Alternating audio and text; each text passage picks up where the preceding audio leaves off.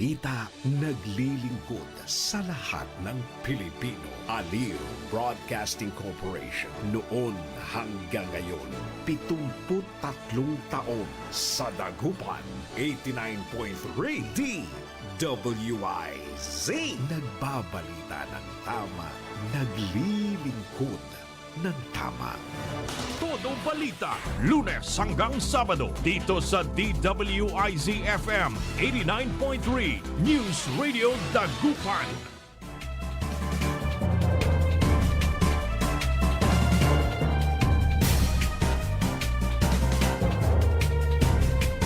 Isang napakagandang umaga ang ating pagbati. Good morning, good morning, good morning, good morning, good morning, good morning. Magandang umaga po sa inyo lahat. Araw po ngayon ng Miyerkules. At ngayon ay January 28, 2026.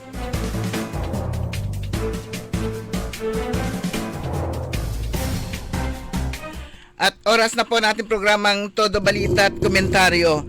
As usual, sa lupa na sa oras, ihatid namin sa inyo mga balita sa ating bansa at sa ibayong dagat. Yan din po pagtalakay natin sa ating mga lokal na balita.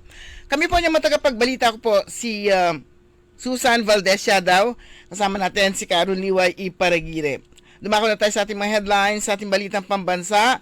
Chavit Singson, ICI nilinis ang government executive na sinabit ni ICI nilinis ang government executive na sinabit ni Sara Diskaya ayon kay Chavit Singson. Todo Balita. Toby Chanko nagiging meow-meow na ayon kay Benny Abante. Todo Balita. Mga surge na chocolates magbabalik na sa merkado.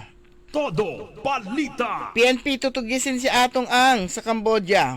Todo Balita. Balita sa ibayong dagat, winter storm sa US, 28 katao na ang patay. Todo Balita.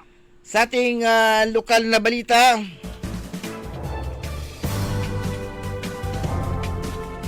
LGU ng Kalasyaw kinilala o pinarangalan si Police Lieutenant Colonel Ferdinand Lopez sa kanyang bilang pasasalamat sa kanyang 22 buwang mahusay na pamumuno. Todo Balita. Ilang barangay at paaralan sa Mangaldan benepisyaryo ng 6 na rotary composter at waste shedder mula sa DABSWM. Todo Balita. Sa ating balitang sports,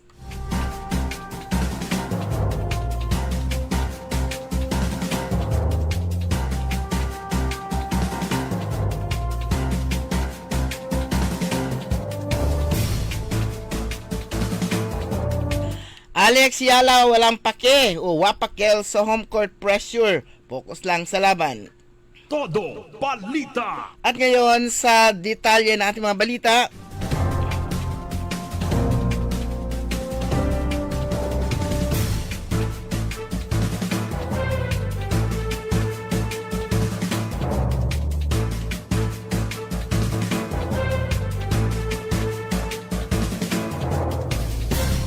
Inakusahan ni dating Ilocos Sur Governor Luis Chavit Singson ng Independent Commission for Infrastructure o ICI ng pagdodoktor sa testimonya ng ilang testigo sa flood control scandal. Ayon kay Singson, si ICI Chair Retired Justice Andres Reyes Jr. umano ang nagmamanipula sa statement ng mga testigo noong sumalang sila sa investigasyon ng body. Sa isang interview, sinabi ni Singson na noong tumistigo ang kontraktor na si Sara Diskaya, binago umano ang kanyang pahayag nang banggitin nito ang pangalan ni Terence Calatrava, dating Presidential Assistant for the Visayas. Ang misis umano ni Calatrava ay kapatid ni Tingog Party List Representative Iada Marie Romualdez, asawa ni dating House Speaker Martin Romualdez. Sinabi ni Diskaya na pinatanggal ang pangalan ni Calatrava paglalahad ni Singson. Kaya nga hininto na mula nung kinulong na si Diskaya hanggat hindi mababago. Ngayong ayaw niya magbago, kinulong na, dugtong pa niya.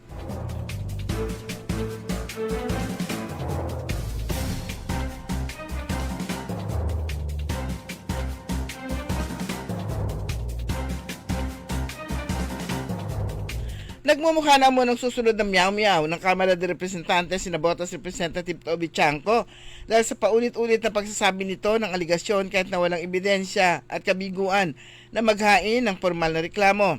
Ito ang sinabi ni Manila Representative Bienvenido Abante kaugnay ng paulit-ulit umanong pagsasabi ni Chanco na mga intriga laban kina Pangulong Ferdinand Bongbong Marcos Jr. at dating Speaker Ferdinand Martin Romualdez kaugnay ng umano'y komprontasyon. Sa isang panayam, sinabi ni Chanco na sinabon ni Pangulong Marcos si Romualdez. Ilang bang eroplanong kailangan nyo? Ilang bang Ferrari ang gusto nyo? Gaano karaming pera bang gusto nyo? Gaano karaming caviar ba ang kaya nyong kainin? Yun, yung bungad. Yun yung opening statement ng Pangulo noong September 24. Tsaka pala niya sinabi na sobra na kayo. Lahat ng pera kinukuha nyo paglalahad pa ni Chanco.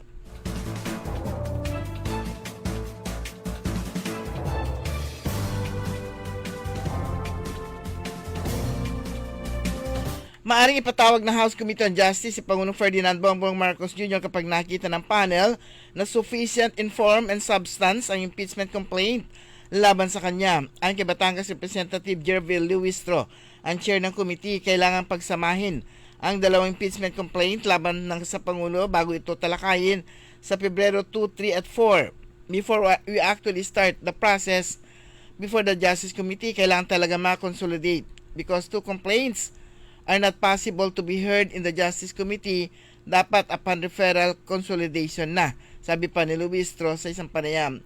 Nang tanungin kung kakailanganin ng paintulot mula sa mga complaint sa isasagawang consolidation, sinabi ni Luistro na it will be the prerogative of the Justice Committee, not the complainant's prerogative.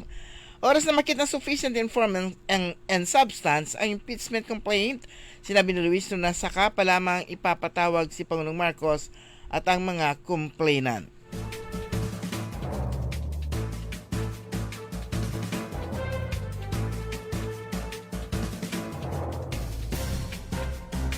Nagpadala na si Interior Secretary John Vic Rimulya ng kapulisan sa Cambodia para sa posibleng koordinasyon sa pagtunton sa kinaroroonan ng puganting negosyanteng si Charlie Atong Ang. Ayon kay Rimulya, patuloy pa rin silang nagbeberipika sa ulat na nagtungo si Ang sa Cambodia base na rin sa whistleblower na si Julie Patidongan, dating kanang kamay ni Ang.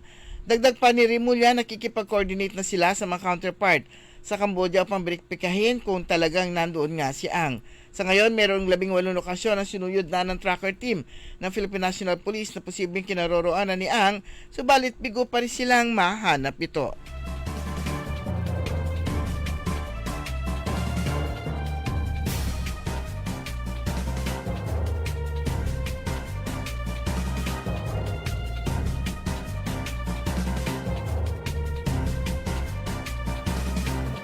Nagpahayag ng pagkadismaya si Senador Raffy Tulfo dahil nakaupo pa rin si Food and Drug Administration Director General Paulo Teston kahit nangako na si Health Secretary Teodoro Herbosa noong nakarang taon na aalisin ito sa pwesto.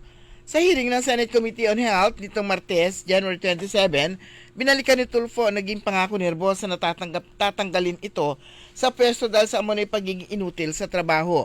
Sa naturang hearing, inilabas ng senador ang listahan ng mga Chinese medical products at iba pa imported na gamot na unregistered, unsafe at peke na mabibili sa ilang tindahan sa Binondo, Maynila. Subalit hindi naman hinuhuli ng FDA kahit na may enforcement group ito. Isinawala din ni Tulfo ang mga peking over-the-counter na gamot sa salagnat, ubo at sipon na mabibili sa mga tindahan.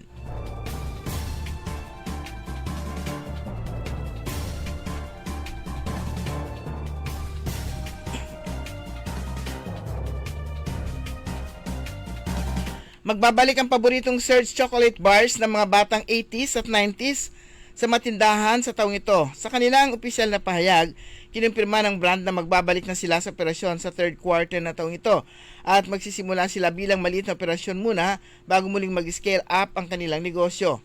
Nag-anonsyo ang kumpanya noong 2019 na magbabalik na ito, ngunit naunsyami ng nangyari ang COVID-19 pandemic. Inamin nila na naapektuhan talaga sila ng pandemya kaya medyo natagalan ang kanilang pagbabalik. Pero nangako naman silang ginagawa ang kanilang makakaya upang matupad ang kanilang pangako na magbalik sa merkado.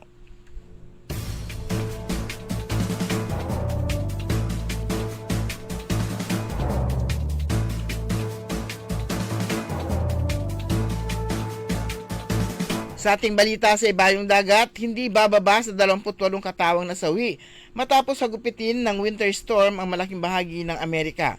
Kabilang sa mga nasawi ay mula sa mga estado ng Texas, Louisiana, Tennessee, New York, Pennsylvania at Kansas. Ayon sa lokal na ulat, nagdulot ng ang winter storm na tinawag na Fern ng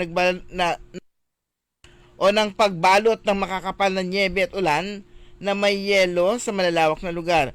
Iniulat din ng lokal na weather center na ilan sa mga biktima ay nasangkot sa mga aksidente sa winter recreation tulad ng sledding at mga banggaan sa madulas na nagyayelong kalsada. Dagdag pa sa ulat, pinakamapanganib na sitwasyon para sa mga nawala ng kuryente at stranded na lantad sa matinding lamig. Umabot umano ang epekto ng winter storm mula sa Southern Plains hanggang Northeast na nagdulot ng kanselasyon na mahigit 11,400 flights at pagdedeklara na state of emergency sa hindi bababa sa 15 estado.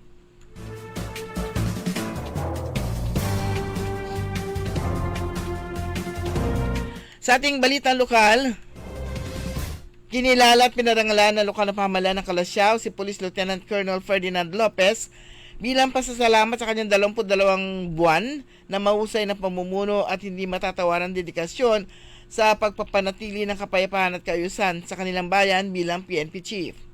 Kasabay nito, nagpaabot din ng munting sorpresa si Dr. Asyok Basandani para sa mga masisipag na empleyado. Ang regalo nito ay simbolo ng pagkilala sa kanilang walang sawang serbisyo at dedikasyon sa trabaho. Sa kanyang mensahe, binigyan din ni Dr. Basandani na siya ay lagi handa at available para tumulong sa bayan ng Calasiao.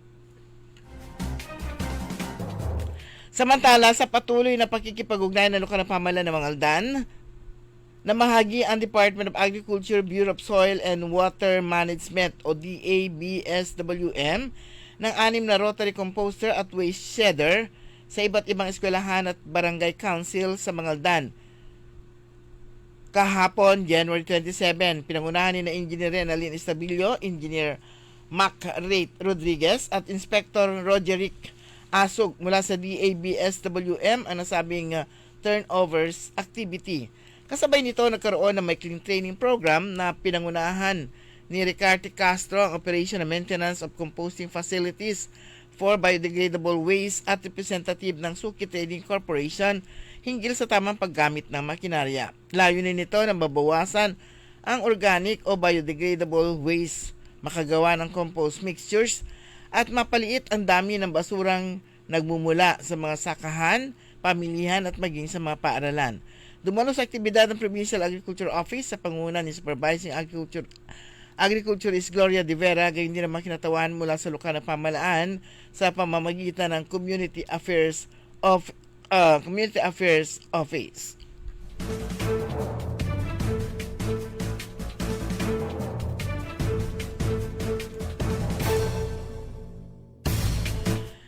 Noong January, nagsimula ang panibagong round ng annual budget hearing ng Sangguniang Kabataan.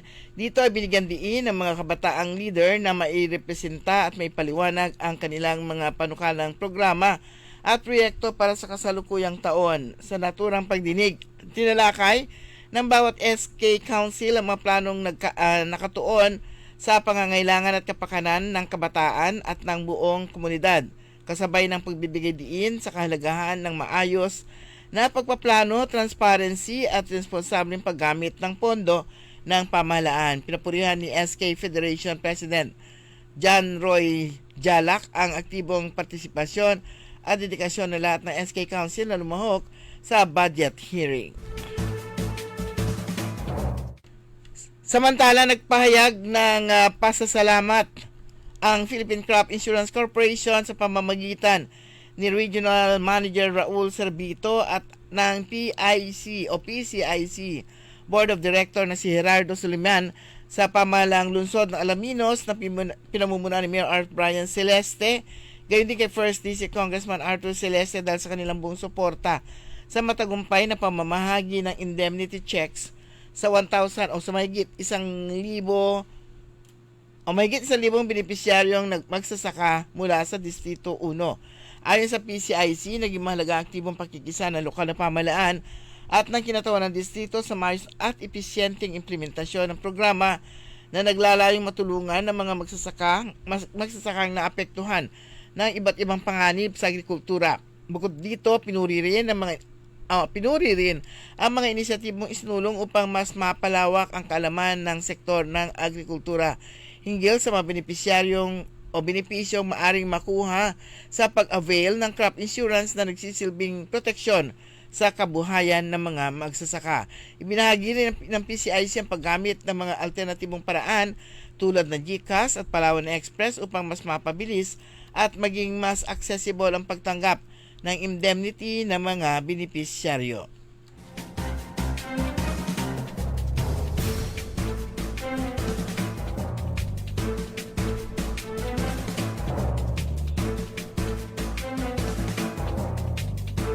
Mga katapat, sa ating balitang sports, mga katapat ni world number 49 Alexandra Alex Yala ang alinman sa mga Japanese na sina Nao Hibino at Himero Sakatsumi sa pangalawa nitong laro ngayong Miyerkules sa round of 16 ng kauna-unahang WTA 125 Philippine Women's Open na ginaganap sa Rizal Memorial Tennis Center. Ang 31 anyos na right-handed na si Hibino ay naabot ang pinakamataas nitong WTA ranking na number 56 sa singles noong 2016 at number 43 sa doubles noong kung saan kasalukuyan nitong nasa number 187 sa listahan noong November 17, 2025. Nagawa din nito magwagi sa 3 singles title at 3 doubles sa tour. Meron din itong 9 na titulo sa singles at 11 sa doubles ng ITF Women's World Tour. Ang 24 anyos naman na si Sakutsumi ay may 7 titulo sa ITF at nabot ang pinakamataas na ranking na 164 noong 2023. Samantala, aminado si Yala na may dagdag na pressure sa paglalaro sa sariling bansa. Subalit walang halaga kumpara sa mga sakripisyo ng pang-araw-araw ng mga Pilipino at maging ng kanyang mga magulang. Iniwanan nito ng mensahe mga kabataang atleta na nagnanais na makatungtong sa international na kompetisyon na pahusayin nilang kanilang sarili at huwag tumulad sa iba.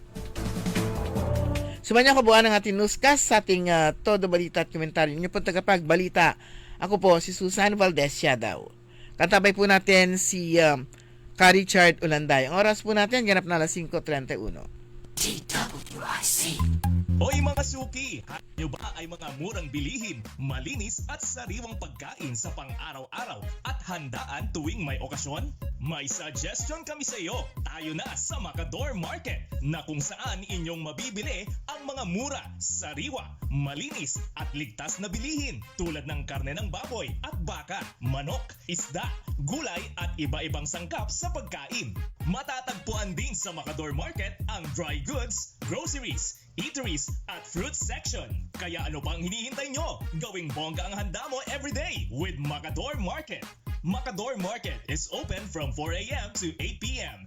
Visit us at Macador Market, Galvan Street at Zamora Street sa downtown, Dagupan City. Boss, ready na yung crane at truck natin. Di ba natin matamaan yung linya ng kuryente? Hindi naman. Mas mabilis kasi dito pag dito tayo dadaan. Oops! Sandali lang mga sir. Alam niyo bang bawal ang gagawin ninyo? Ako si Linoy. Kapag nadikit sa linya ang mga gamit o sasakyan ninyo, pwede kayong makuryente at mamatay. Maaari namang masira ang pundasyon ng tore kapag naghukay kayo. Kapag nakakita ng ganitong gawain, i-report agad sa NGCP Tip Hotline sa 0917-847-6427 o 0918-847-6427. Isang paalala mula sa NGCP. Magandang araw po sa ating lahat, sa ating mga bisita. Inaanyayahan ko po kayo sa aming lungsod ng Alaminos para po mabisita at ma-experience ang ating mas pinagandang 100 Islands. Marami na pong pagbabago sa ating mga isla at sana makita namin kayo dito sa aming lungsod para po makapag-swimming, makapag-enjoy kasama ang inyong barkada at ang inyong pamilya. Tara na! Dito sa Alaminos City para sa ating 100 Islands. Ang patuloy na pagpapaganda sa 100 Islands National Park at lungsod ng Alaminos ay pinangungunahan ni Mayor Art Brian Celeste. DWIZ. Liway Manantan At Susan Yadaw sa Todo Balita.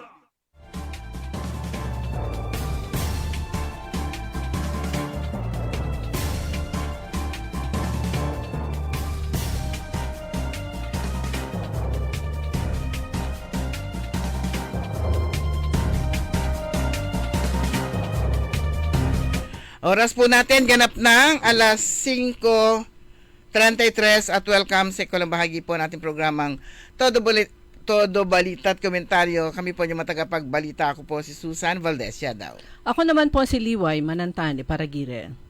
At congratulations sa Pangasinan State University at saka sa PRC, Professional Regulations Commission Region 1. Nagkaroon sila ng partnership. Sila ay nagpirmahan para naman sa maging venue ang PSU campuses, kung ano yung for certain examination, venue para sa exam, ang nakalagay dito sa kanilang agreement, rent-free.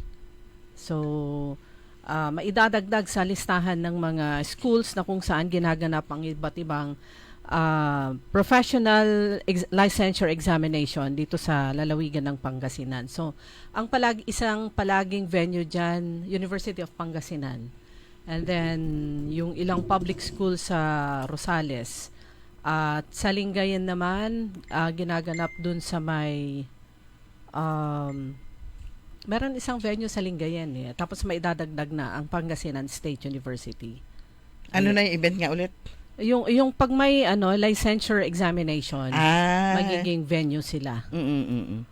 Okay. Free use of its facilities as official testing venue. Yan yung kanilang partnership. Ang kagandahan nito, nung meron ng yung regional office ng PRC ay nailipat dito may naitatag dito sa Pangasinan, doon sa Rosales, sa Government Center ng LGU Rosales, yung mga magpa-process ng kanilang mga papers, kukuha ng kanilang mga PRC cards, o kaya mag-exam din na sila akyat ng Baguio. Pwede na silang pumunta, whichever mas malapit sa kanilang lugar, pwede na sila dito sa bayan ng Rosales. Kasi andyan po sa Government Center, napakaraming mga government agencies na ang naandun. Through the effort po yan ni former Congressman, now Secretary ng Agrarian Reform, Conrad Estrella III.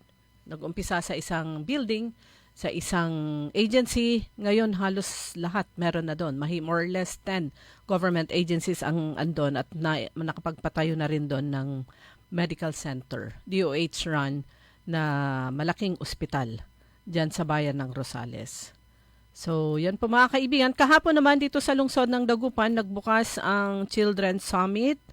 At sa PNP Dagupan naman, very busy. Yung bagong city director, pagkatapos ng ng turnover nung isang araw, kahapon naman, sa Kalasyaw parang naman. Sunod-sunod na. Siguro ito yung iba ay abot na sila ng 2 years or less than 2 years. Kaya nagkakaroon ng palitan ng ng kasi si hepe. Yung sa Kalasyaw 22 months. More than na rin yun. 1.5. Oo, kasi 165 days. Oo. Hindi niya naabot yung hindi niya naabot yung 2 2 years. Oo. Kahapon naman yung parang resumption ng kahapon lang ba to? Resumption ng siguro Lunes to, kahapon lang, late po. Resumption ng ng session sa Kongreso. Nakita ko lang to. Kompleto ang 6 na kinatawan ng Pangasinan sa resumption ng session kahapon. So kahapon to. Sama-samang nila itinutulak mga panukala para ikaw sa kaulad ng kanilang lalawigan. May photo ops itong 6. Oo, pero ang nag-post si Congressman Art Celeste. Na senior naman ni Congresswoman Gina Di Venecia.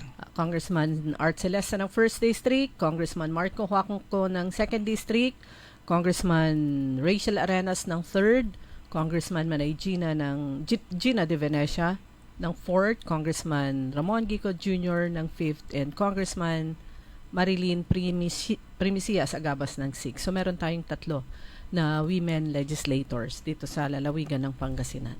Pero bali 7 lahat yung legislators natin kasama ang Abono Party List. Si Congressman Estrella. Oo. Eskimo. Muntik nang masilat. Buti na nakapasok. Muntik nang mawala. Good morning sa lahat ng mga taga barangay Nagulgul diyan sa bayan ng Lingayen. Ang ganda pala ng barangay na yon. First time ko siyang napasok. paloob. Habang pumapasok ako, napapawawa ko kasi pag yung pangalan pala niya na Gulgul. Parang anong tawag nito? Nalabhan ng maigi. Parang remote na barangay. Pero ang ganda ng barangay, ang linis. At ang nito, ang kapitan doon ay si Kapitan Leopoldo Asilo. Ayan, Asilo nga ba? Good morning, Kap. Apelido niya. Yan. Ang ganda talaga, ang linis. At saka yung kanilang barangay hall, ay talo niya yung mga barangay. Marami siyang tataluning barangay hall dito sa Dagupan. Yan. Yung barangay hall namin. Kailan kaya kami magkakaroon ng magandang barangay hall sa Dagupan City? Ayan, sa Dagupan City, sa Barangay Tambak. Kailangan may mag-donate. Ay, Mendoza pala siya. Akala ko kasi si Leopoldo ay Leopoldo Mendoza Sr. Siya pala yung anak ni ni Engineer Paul. Oo, kasi akala ko, napagbabaliktad ko kasi magkamukha si para may similarity na si Engineer D.E. Mayet at saka si Malu. Kaya akala ko kung minsan napagkakamala ko sila mag-ina, magbiyanan pala. Kaya Asilo ako, hinanap ko papilido ni Malu. Malu Asilo Mendoza. Ay, bakit kay Mendoza ang ginamit niya? So, si pala, Leopoldo Mendoza, anak ni siya yung anak. Ayan, na Engineer Paul Mendoza at ni Engineer Mayet Mendoza. Ayan, sunod-sunod na yung nakikita nating announcements mula naman para naman sa Limgas na Pangasinan, headed by First Lady Maan Gico. Ito naman yung nakita ko kahapon, yung panawagan nila, paanyaya sa mga gumagawa ng mga gowns. The search for Pangasinan's next fashion visionaries begins now, sabi dito. Project Masanting, the first provincial designers camp. Kasi 'di ba pag beauty pageant, pag yung napipiling best in gown, nabibigyan din ng recognition yung designer. So ito naman, magkakaroon sila ng bootcamp. Sabi dito, we are looking for designers with character and creativity to take on the ultimate challenge. Ang goal, searching for the best of the best to become siya ang magiging official wardrobe provider para sa Limgas na Pangasinan 2026 candidates. So, ang sabi dito ng Limgas na Pangasinan, we invest in your talent. We believe that creativity should not be limited by resources. That's why ipoprovide nila full accommodation. So, in-house camp ito. Fabrics and materials na gagamitin nila, libre. Mentorship mula naman sa Pangasinan's best designers. At sino-sino yung pwedeng mag-join, bona fide residents ng Pangasinan o yung merong traceable roots dito sa lalawigan. Knowledge in cutting and sewing is an advantage. Must be willing to learn, unlearn, and relearn. Okay yun na. Willing to learn, unlearn nyo yung mga hindi tama, and relearn. Categories, gown design, and creative costume design. So, meron pong nakalagay dito na na link. Pwede kayong mag-apply doon. Ang deadline next week, February 6. Yung Miss Universe Pangasinan. Miss Pangasinan Universe. Baliktad ba? Miss Universe Pangasinan. Miss Universe Pangasinan. Ang pala nun, ang may franchise nun, taga Pusrubio. Sana hindi ako nagkamali. Urbistondor Pusrubio. Baka Pusrubio, kasi there was a time na meron silang sariling candidate sa Miss Universe Philippines Baka Pusrubio yon. So ito Limgas na Pangasinan, ang nag-umpisa yung application January 27 kahapon. Ang deadline naman ay February 6. Maganda ito dahil matuturuan kayo. At saka yung yung mananalo diyan, merong magiging kinatawan diyan para sa Miss World. At saka yung mga designer. Hindi, pero yung sa mananalo naman sa sa Miss Limgas na Pangasinan. Yung meron magkakaroon ng kinatawan para sa Miss World at saka Miss parang tatlo yun Ano na pa isa? Miss National Beauty Pageant. Miss International pa ba? At saka pero yung Miss Universe yun yung ang manggagaling naman doon sa doon sa franchise. Yung may nag-franchise nga na Miss Universe Pangasinan. Parang Dagupan yata yung ano. Nanalo Oo, doon eh. Dagupan. Ayan. So yung search for Miss Limgas na Pangasinan, ang screening dates nila ay February 21 at saka 22 sa Season Auditorium Capitol Complex mula alas 9 ng umaga hanggang alas 5 ng hapon. Ayan yung ibang mga local government units, yung mga ibang bayan at saka lungsod, dun sa kanilang sa kanilang mga beauty pageants, sinunod na nila yung yung minimum height na 5'4" para yung mananalo, yung kanilang beauty queens, yan na yung magiging official candidates nila. Mhm. Nakakatuwa rin yung mga ganyan kasi itong mga to na mas nahahasa pa sila. Yung mga candidates din ng Miss 100 Islands, ano tawag to? North and Central Luzon, i-house sila ng 2 linggo sa siyudad ng Alaminos. Mhm. Kaya nga sabi, so parang na-excite naman yung isa pa doon yung na-excite yung mga candidates na malaman nila na i-house sila ng 2 weeks diyan sa Alaminos City. So magiging pansamantala silang Oo. magiging alamin yan. Kaya yung iba na nagnanais na mag-join at meron silang medyo hectic yung nila, yung schedule nila ng March, hindi kakayanin. Kasi i-in-house sila. Kasama na kasi dyan lahat ng training, kasama ng personality, etc. etc. Lahat na yon, walang kumbaga walang uwian kasi tuloy-tuloy. Para kasi kapag ka merong uwian, meron yung hindi makakabalik. Kaya nga laging tinatanong willing ka ba? Parang ganoon yung schedule, paano mong ayusin yung schedule mo. Kaya meron yung mga meron yung umaatras. Kaya dahil hindi nila kaya yung schedule. So, kaya yung 'di ba nung mga nakaraan, na-experience na rin yan ng organizers ng Miss 100 Islands na may mga activities na hindi nakakadalo yung ilang kandidata dahil nga sa schedule nila. True. Pero mga kaibigan, ang bilis po ng oras natin. Mamaya po, ipaparinig natin yung bahagi lang ng ating pakikipanayam kay Vice Governor Mark Lambino, mga activities o yung mga kakaganapan dyan sa Kapitolyo. Pagkatapos po lamang ng ilang paalala, oras po natin, ganap na alas 5:46. That time check was brought to you by ACS Manufacturing Corporation, ISO certified world-class quality. That time check was brought to you by Bingo Plus. Bingo sa saya, plus sa panalo. Gaming is for 21 years old and above only. Game responsibly, keep it fun. Ladies and gentlemen, the new face of your favorite restaurant in Dagupan City.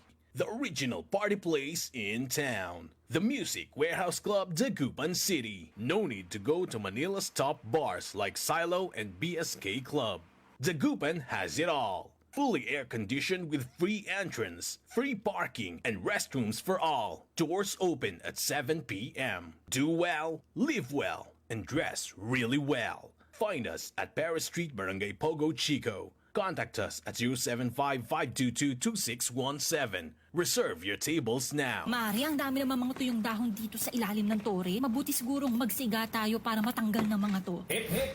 Mga misis, mapanganib ang inyong gagawin. Ang makapal na usok na dulot ng pagsisiga, malapit o sa ilalim ng mga linya ng kuryente ay maaaring maging sanhi ng malawakang brownout. Naku, perwisyo yun sa ating lahat. Buti na lang hindi tayo nagsiga, Mare. Salamat, Linoy. Kapag nakakita ng ganitong gawain, i-report agad sa 0917-847-6427 o 0918-847-6427. Isang paalala mula sa NGCP. Kaya sabay natin paghandaan ang kinabukasan. Sa Fortune Life, maaasahan mo tapat ako sa aking pangako. Para sa compulsory insurance coverage for agency-hired migrant workers, Fortune Life Insurance. Securing your tomorrow today. Hoy mga suki, hanap nyo ba ay mga murang bilihin, malinis at sariwang pagkain sa pang-araw-araw at handaan tuwing may okasyon? May suggestion kami sa iyo. Tayo na sa Macador Market na kung saan inyong mabibili ang mga mura, sariwa, malinis at ligtas na bilihin tulad ng karne ng baboy at baka, manok, isda, gulay at iba-ibang sangkap sa pagkain. Matatagpuan din sa Macador Market ang dry goods, groceries, eateries at fruit section. Kaya ano pang hinihintay nyo? Gawing bongga ang handa mo everyday with Macador Market. Macador Market is open from 4 a.m. to 8 p.m. Visit us at Macador Market, Galvan Street at Zamora Street sa downtown Dagupan City. DWIZ. Liway Manantan At Isusan Yadaw. sa Todo Balita.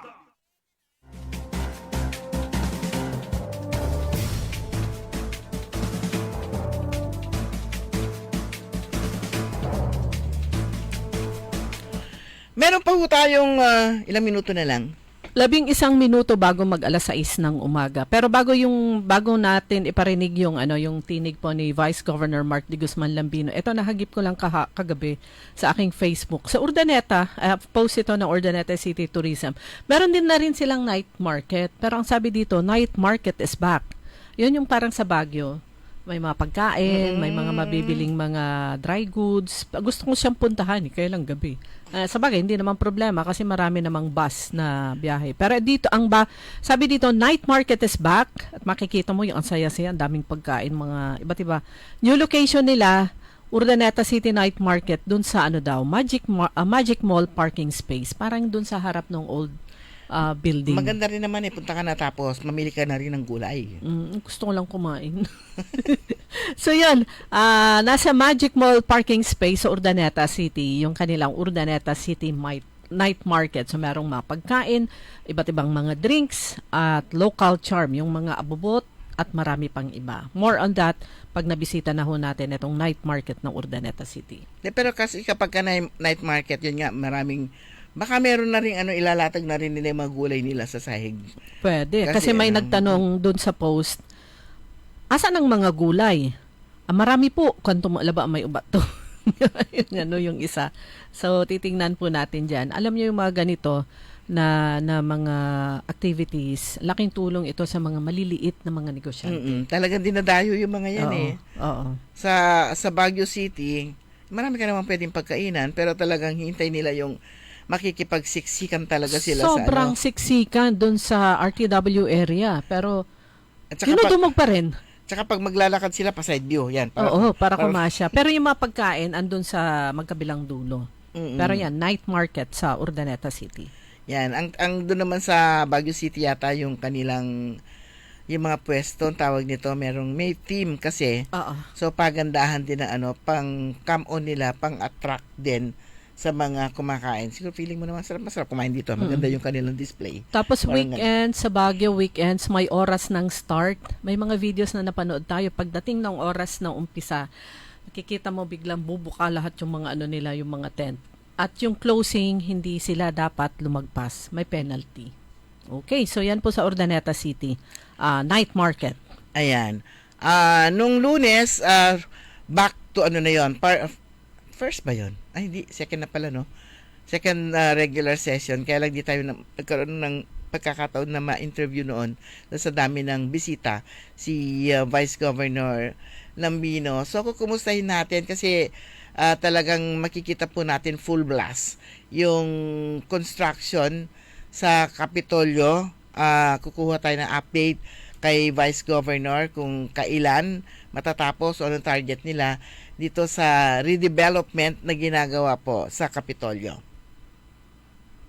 So earlier, during other matters, nag-sponsor po tayo ng ordinance. Well, it was referred first to the committee. Ito yung pag-establish po ng mga bright centers or building resilience through inclusive growth and holistic therapy. So it's basically it's a province take on the STAC facilities or the stimulation and therapeutic activity centers na meron naman na rin po ang ilang mga LGUs. But action po nito is going to be on a provincial level. Now, the approach po, unlike the traditional stack facilities or other therapeutic facilities kung saan para siyang classroom setup, the government I decided that we have to be more pragmatic in the approach. What is needed by society, ano po yung kayang gawin din ng probinsya, and ano dapat yung continuity nito. Hindi pwede na classroom setting lang and everything. So we want it to be more holistic yung approach kung saan not just the children with special needs but also the parents, the guardians, yung mga nakasama po nila ay ma-educate din po natin ng tama at maayos. Karamihan po ng facilities isa po actually sa mga major na hindi naman sa nakakalimutan pero I guess the right word is kulang pa yung exposure or at least the attention ay yung pag-address po sa mga kailangan ng mga kabataan with special needs or children with disabilities. So this is something that is very close sa amin ni Gov, sa kanya at sa akin personally. That's why we're moving forward with another step dun sa mga actions na ito. If you remember, nung pinasa po namin yung PPC, isa sa ni-request po namin nung ginawa po nila yung PPC ay magkaroon ng programa sa special needs education. So we started with that to address the shortage of specialists na ang focus nila ay sa mga kabataan with special needs. This is the next step towards that. Now we are going to establish facilities that can address those specific concerns. Ang target po natin dito, at least one per district, meron po, which will be run by the provincial government. We have so many hospitals in all districts. We have the students from PPC who by the time na ma-establish itong mga centers na ito, nasa third year na rin po nila, who may need OJT exposure. So we can use that. Like I said, it's a convergence of programs, education and health. And this time, mental health yung concern para maganda yung synergy. So that's what we're doing. And we're also going to address one of the needs ng ating society, which is addressing itong concern po na ito. Sa mga new buildings, may papatayo po para sa mga... Not necessarily putting up new facilities or new buildings because may mga hospital po tayo or facilities where we can retrofit or use existing initially in the short term. But definitely, this will be planned in the long term. Marami po tayong itatayo ng mga bagong hospitals. Mamingan is almost up. We have Alcala. There will be one in Malasiki, Mangaldan, may tatayo po, yung upgrade po ng Lingayen, even in Bulingit and Bugalyon. So yan po yung mga titignan natin na pwedeng lagyan ng stand-alone na facility for this center, the Bright Center. What about mental health? Ang focus, iba po kasi sa mental health on the adolescent and adult stage. Dito po, dun sa, we're talking about yung kids with special needs. Yan po i-address ito mga bright facilities or bright centers. Meron po ba kayong parang timeline for this? I'll tell you the urgency. We started talking about the Bright Center 2 weeks ago in passing ni Gov. We talked about it last week when we were in Villasis kung ano yung magiging platform niya. And a week later, nakasalang na po yung ordinance niya for the committee level. So I guess you see the urgency dito po sa kung gaano po ito ka-importante sa aming dalawa na programa. And I recently just talked to Board Member Apaga who also signified her full support for this program because she also has experience in this. Sir, relative to that, your reaction dun sa ano po, I learned from Ma'am Jen ng PIDAW na yung kanyang, the PIDAW will be directly under the Office of the the Governor. Yeah. Paano po yung budgeting po? Well, as far as budgeting is concerned, wala nang pong problema because the budget is already there. So it's just going to be an administrative realignment of the structure. But as far as the mandate and the direction would still be the same. So budget is not a problem. Sir, once this is operational na yung mga centers, ano po, again, magiging libre din po ba ito? That is the objective, of course. We're advocating for free healthcare, and this is one of the things that that's why it's both under education and healthcare. We're trying to push for free education and free healthcare for the province. So yan din po yung direction. The provincial government, as Governor Solis mentioned, has allotted at least 20% of its annual budget pagdating po sa healthcare, over and above what is allotted also for education. So we can always find ways to generate more funding or at least align more funding for these programs. And it being both under education and healthcare puts an extra kick to it, so to speak. Sure. So can we define the special needs? Kasi you said in question ni Sir, iba yung mental. Iba po ang, well, if you talk about mental health kasi, it is more of a psychological assessment. If you're talking about mental health is for a psychological concern, psychological psychiatric concern. Pagdating po sa kids with special needs, we're talking about children born with different disabilities as defined by developmental psychologists or pediatricians. So we're talking about kids born with autism, kids born with Down syndrome, global delay disorder, speech problems, speech disorders, etc. So physical and emotion? Yeah, there are both physical, behavioral aspects to it, genetic component to it, but that's the definition for that one, kids with special needs. Open or only for Pangasinan?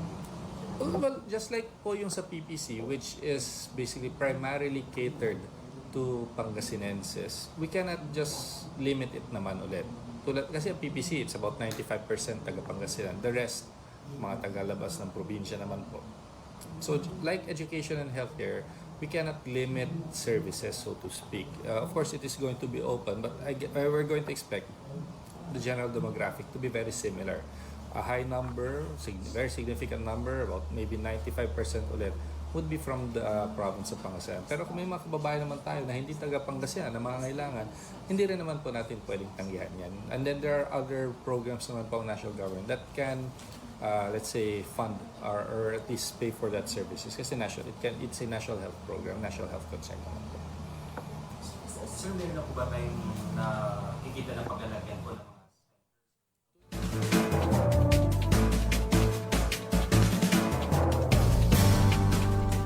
So yun, hindi pa tayo dumating doon sa introduction ko. Oo, healthcare pa lang yun. Tungkol doon sa ordinansa na authored by Vice Governor Mark Lambino patungkol sa para naman sa mga children with special needs. Pagtatayo ng center, di ba? Yes. Ng probinsya. Parang stuck din siya. Pero, ayun, hindi tayo makakabati kasi alas 6 na. Ayun, good morning, Sir Jill Cruz Beltran, Randy Manawis, Gloria Sanchez Maramba, Ernesto Mosada, Jocelyn Damateo, at Chicor Aquino at Kuya Mar, si Grace Matro at Nanay Dading Mamatain Tropa. Kuya Benjitan, good morning. At Ate Mel and kay Khalil at kay Madam Rose, good morning. At sa iba pa. Ayan, pero wala na po tayo sapat na oras. Ang tabayaran po ninyo, susunod agad, early in the morning, makasama po ninyo si Karen Orly Navarro. Programang Todo Balita at Komentaryo. Kami po niya nakasama sa technical side si Ka Richard Ulanday. Ako po si Liway Manantan, Iparagirin. Ako naman si Susan Valdez Yadaw. Magandang maga po sa inyo lahat. Sumain nyo ang Todo Balita, Lunes hanggang Sabado, dito sa DWIZ-FM 89.3 News Radio Dagupan. Nagbabalita, nagliling